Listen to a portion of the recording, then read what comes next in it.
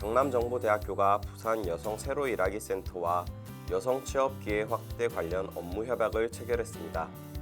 양 기관은 보유하고 있는 인적 물적 자원을 활용해 여성의 취업 기회 확대와 창업을 촉진하고 공동 협력과 발전을 위해 힘을 모으기로 했습니다. 코로나19 사태 이후 경제가 정상적으로 활성화되더라도 승진 지연과 경력 상실 등으로 인한 임금 손실이 향후 10년간 나타날 것이란 전망이 나왔습니다. 한국개발연구원은 청년 고용의 현황 및 정책 재현 보고서를 발표하고 과거 금융위기 세대와 마찬가지 혹은 그보다 더 큰 충격이 실현될 것으로 보인다고 전했습니다. 고인구직 플랫폼 사람인에 따르면 3월 중 평일 채용 공고 등록 건수가 전년 동기 대비 32.7% 감소했고 특히 신입사원 채용 공고는 44.4% 감소한 것으로 나타났습니다. 사람인은 시가총액 상위 30대 기업은 상반기 공채 일정을 확정했지만 그 이하 기업의 경우 향후 경기 상황에 따라 신규 채용을 축소하는 곳이 더 늘어날 수도 있는 것으로 전망했습니다. 전북 완주군 창업보육센터는 창업 문화 확산을 위한 경진대회를 개최한다고 밝혔습니다. 이번 경진대회는 완주군이 후원하고 우석대학교 산학협력단이 주관하며 창업 문화 확산과 창업자들의 성공 창업을 지원하기 위해 마련됐습니다. 대회는 지역의 3년 미만 기존 창업자 또는 사업장 개설 예정인 예비 창업자를 대상으로 진행될 예정입니다. 전북 군산대학교가 스마트 건설 기계 전문 인력 양성 사업 수행기관으로 선정됐습니다. 이에 군산대학교는 오는 2025년까지 14억 원을 지원받아 건설기계 분야의 석사를 양성할 계획입니다. 부산시가 미취업 청년들의 취창업 활동을 지원하기 위해 2020 청년 사회진입활동비 지원 사업 2차 참여자를 공모한다고 밝혔습니다. 시는 지난달 1차로 1,417명을 선발한 데 이어 이번에 2차로 683명을 모집할 방침입니다. 경남 남해군이 드론 사업의 활성화를 위해 군민을 대상으로 드론 전문 인력 양성 지원 사업을 추진합니다. 군은 총 60시간의 교육 이수 후 드론 국가 자격증인 초경량 비행장치 조종자 자격증을 취득한 자에게 교육비의 50%를 지원할 계획입니다.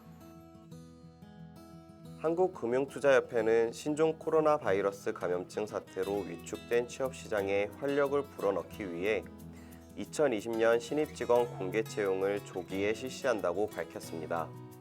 이번 채용은 서류심사, 필기시험, 면접 등으로 이루어지며 7월 중 최종 합격자를 발표할 계획입니다.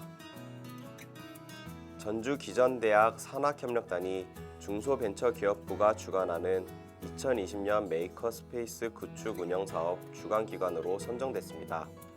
이에 전주기전대는 아이디어 구현에 필요한 3D 프린터, 레이저 커터 등 다양한 장비가 구비된 창작 창업 지원 공간을 조성할 계획입니다. 금융권 신입직 취업을 준비하는 취업준비생들이 가장 취업하고 싶은 금융회사로 KB국민은행을 꼽았습니다. KB국민은행은 전년도에 이어 2년 연속 금융권 취업 선호기업 1위에 올랐으며 2위는 IBK기업은행, 3위는 NH농협이 순위했습니다. 잡코리아가 실시한 금융권 취업 선호도 조사 결과 취업 준비생들이 금융회사의 취업을 선호하는 이유는 높은 연봉 수준이 1위로 나타났습니다. 다음으로는 직원 복지가 우수할 것 같아서로 나타났고 3위로는 정년까지 오래 일할 수 있을 것 같아서로 나타났습니다. 구인구직 매칭 플랫폼 사람인이 구직자를 대상으로 면접 포비아를 겪은 경험을 조사한 결과 67.7%가 경험이 있다고 밝혔습니다. 면접 포비아를 겪은 이유는 면접 경험이 많지 않아서가 가장 많았고 면접 포비아 증상으로는 답변 내용이 생각나지 않는다가 가장 많이 나타났습니다. 우송정보대는 중소벤처기업부가 지원하고 중소벤처기업진흥공단이 주관한 2020 대학연계 중소기업 인력 양성사업 계속 지원대학에 선정됐다고 밝혔습니다. 지난해 7개 전공 94명이 참여한 중소기업 인력 양성 사업은 올해 철도 토목과 리모델링 건축과 등 학생 70여 명과 97개 기업 등이 참여할 예정입니다. 울산시 중구는 신종 코로나 바이러스 감염증 여파로 중단된 노인 일자리 및 사회활동 지원 사업을 제한적 단계적으로 시행한다고 밝혔습니다. 이에 비대면 실외 분산 관련 5개 사업에서 1,485명이 근무할 예정입니다.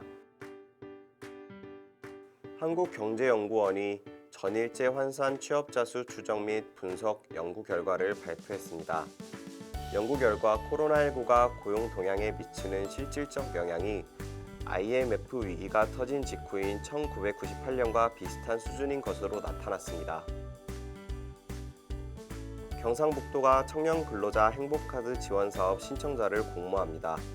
신청 대상은 경상북도 내 중소기업에 지난해 6월 이후 입사해 3개월 이상 근무 중이고 연봉 3천만 원 미만인 만 15세 이상, 만 39세 이하 청년 근로자입니다.